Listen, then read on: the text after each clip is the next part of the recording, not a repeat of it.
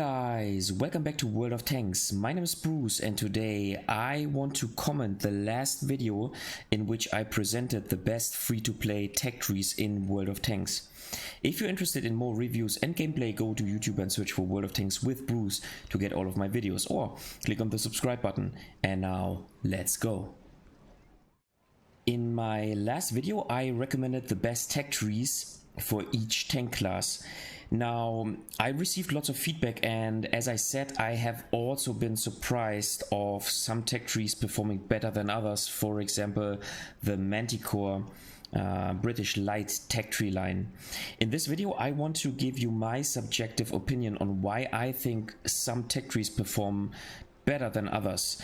Take it for what it's worth. I simply want to give you some heads up and some explanation on some over or underperforming tech trees. Let's go. So let's start with the medium tanks, and I told you that the best tank obviously is the best tech tree, sorry, is the one which leads to the Chinese 1-1. And this was a bit surprising for me because I haven't played the Chinese medium tanks so far, and so I am a little bit surprised. I think those tanks are pretty consistent, and I think that a lot of players actually prefer high alpha guns over, let's say, precise DPM guns. And I think the only drawback of those tanks is that they have not a lot of gun depression, and I think this is the main drawback of this line. But other than that, the mobility is okay. Maybe slightly above average, or not above average for medium tanks compared to medium tanks, but the mobility is fine, and I think the armor is, you know, okay, and so I think you get well balanced tanks, and I think this is why those tanks simply perform that great for the European player base. Now, what surprised me a little bit was the performance of the tech tree of the E50M. Because the Panther and the Panther 2 are simply bad tanks in my opinion, but this is what the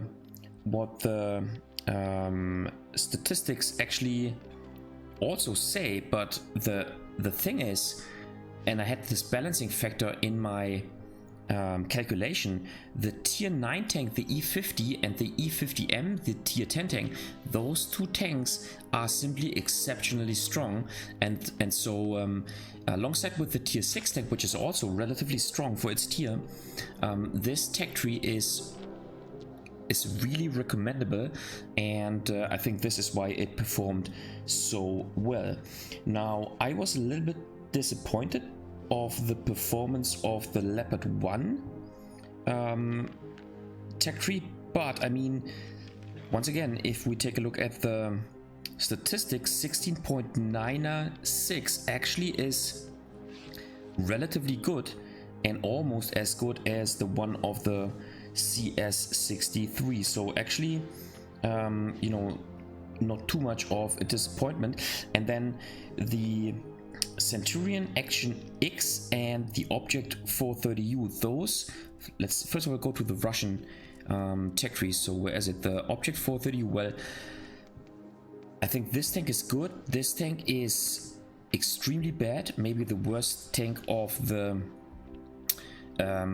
tech tree. And I think actually the T44 is a pretty decent tank, and I think most players take the wrong gun decision. Most players play this tank with the high alpha gun, which has crappy accuracy values. So in my opinion, you should always play the tank with the 100mm 250 alpha gun, because the gun handling is so much better in this tank. And I think if you kind of are a, let's say, an experienced player, and if you use this gun, then this tank actually works. And so I am a bit surprised how bad the performance of the T44 is, at least on the European server. Now, the Object 430 actually gets an okay value, and I think the problem is most of the people are overestimating this tank because the armor is not too strong. The armor gets really strong on tier 10, and I think the tier 10 tank has decent values. Now, I think this is one of the best, if not the best medium tank in the game because of its tremendous armor profile. However, I think players tend to play this tank over aggressively, and as this tech tree is recommended by most of the CCs in World of Tanks, I think a lot of new players are playing this tech tree, and I think this is why this tech tree actually does not perform too well in World of Tanks. And now let's talk about the British medium tank tech tree. In my opinion, this tech tree is superb. The Cromwell is superb. The Comet is a very strong tier 7 tank in my opinion. The Centurion 1 is a good tank. Its DPM is lackluster certainly, but you can play hull down. And if you know what you are doing, oh by the way, I made a dedicated video about playing hull down, which you might want to check out in order to understand this tank, which has a crappy hull but a decent turret. Same actually applies for the Centurion 7-1. Those tanks have an abysmal DPM, at least those two tanks, but you can play aggressively because you can play hull down. And I think looks like most players yeah, do not know how to make use of this feature. And so in my opinion, this tech tree is not too bad. I like most of those tanks. But it looks like those tanks are difficult to play because they only have a certain strength, which is hull down basically, at least from tier 8 onwards. And I think the low alpha in conjunction with bad DPM holds those tanks back, at least once again on the European server statistic. Alright, so yeah, let's now go back to the result of the heavy tanks. And as you can see right here, a little bit disappointing is the performance of the Super Conquer tech tree line. But if you think about it, those three tanks are superb in my opinion. But this tank is crappy, this tank is crappy, and this tank is crappy, and so no surprise why this tank is not one of the best ones. And once again, a value of 16.7 is actually not too bad. It's just that those three tanks are holding this tech tree back. So yeah, the Kranwagen actually, the Swedish heavy tank tech tree got nerfed. And so, in my opinion, it's kind of comparable to the Centurion Action X tech tree. The only strength of those tanks is the hull down capability. Obviously alongside with the autoloader, but the guns got nerfed as well, and so the guns are not very precise, and so yeah, those tanks are not too flexible anymore because the only successful playstyle is if you play those tanks hull down. Now another surprise was that the Czech tech tree is so bad, but once again, if you think about it, well, in my opinion, the tier 7 tank is nicely balanced, relatively strong in a tier 7 matchup, but then lackluster in a tier 8, tier 9 matchup. That's just how a tier 7 tank should perform, right? The tier 8 tank is lackluster, the tier 9 tank is superb in my opinion, and the tier 10 tank is one of the best tanks in the game. And yeah, on the statistics, once again, this so if you take a look on the statistics, once again, a value of 16.71 once again is actually pretty nice, and only a tiny touch weaker than the the E100, the T125, and also the French heavy tanks.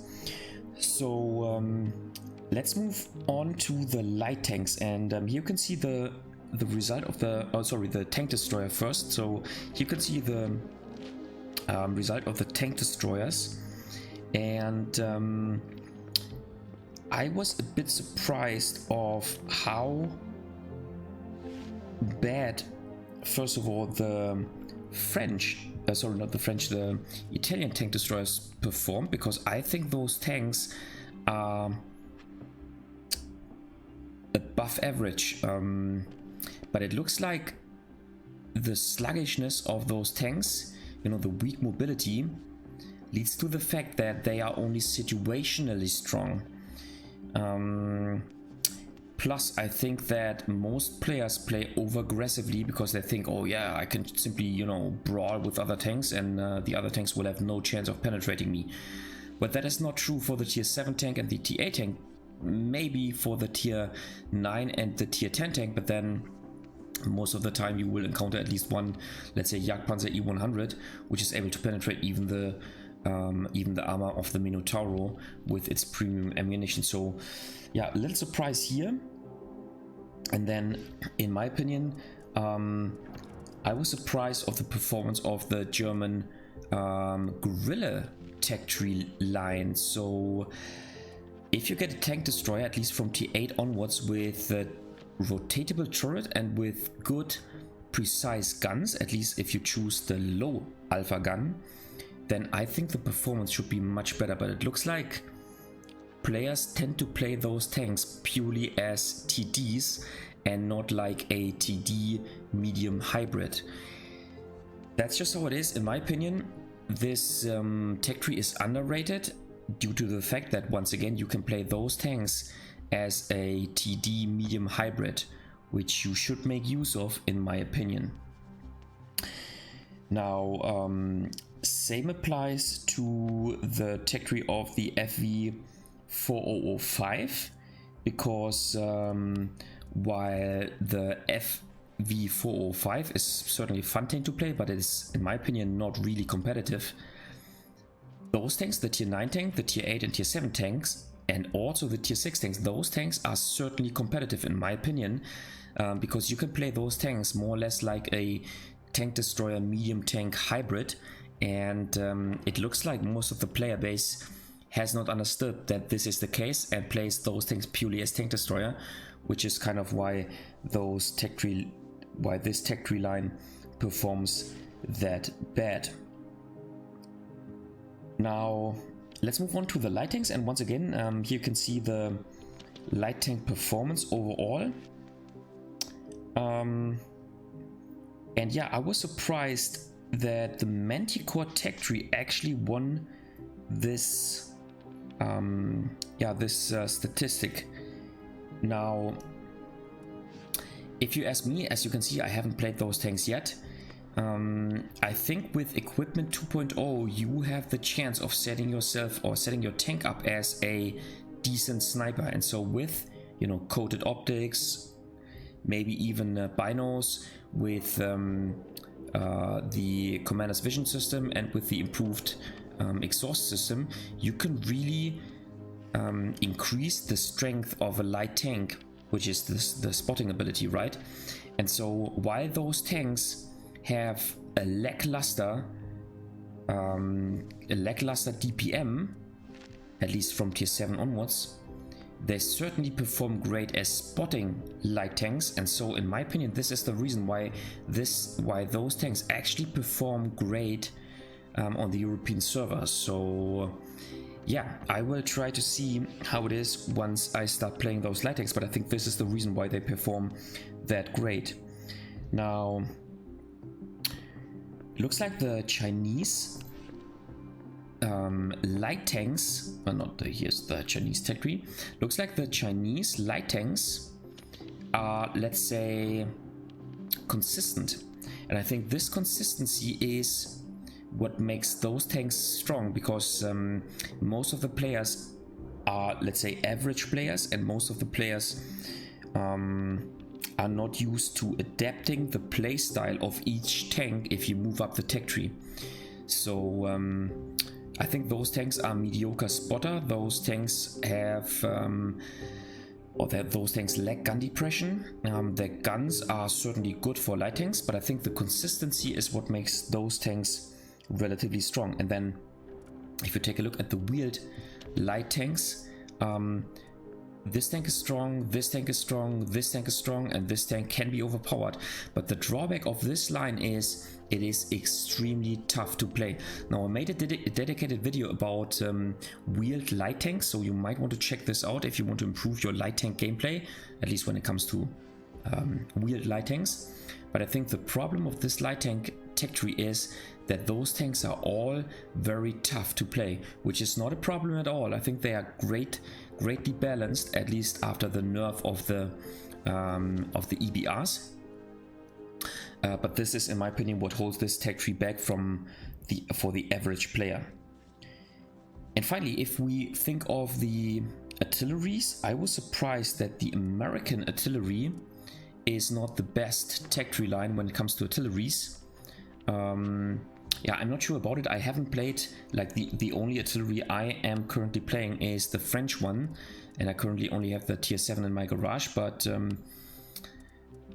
my experience is that those arties perform great, and I cannot give you any reason whatsoever. Maybe you want to write it down in the comment section what you think, why this tech tree is not the best one in the artillery tank class. Now, having that said, all those values are pretty much close together, so yeah, I don't know.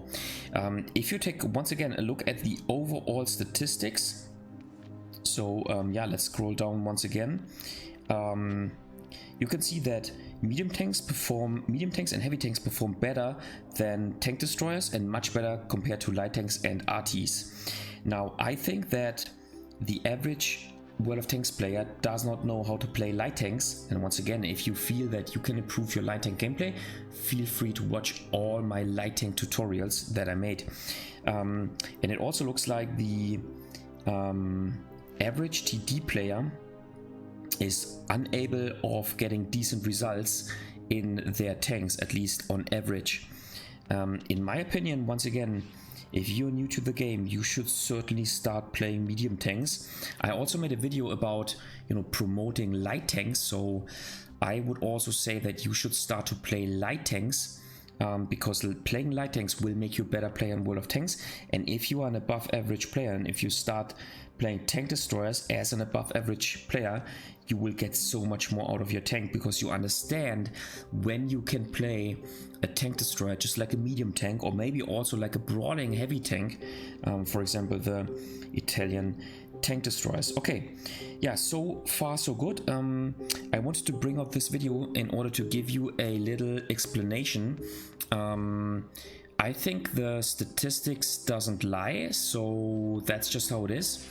But I wanted to give you my thoughts on why some tech trees do perform great and why some other tech trees simply perform, let's say, a bit lackluster. And so yeah, I want to release this video in order to kind of give you my thoughts, and please feel free to first of all to hit the subscribe button, but then also to write a comment, and please let me know what you think and about those results, and why you think one or another tech tree performs great and one or another tech tree performs lackluster.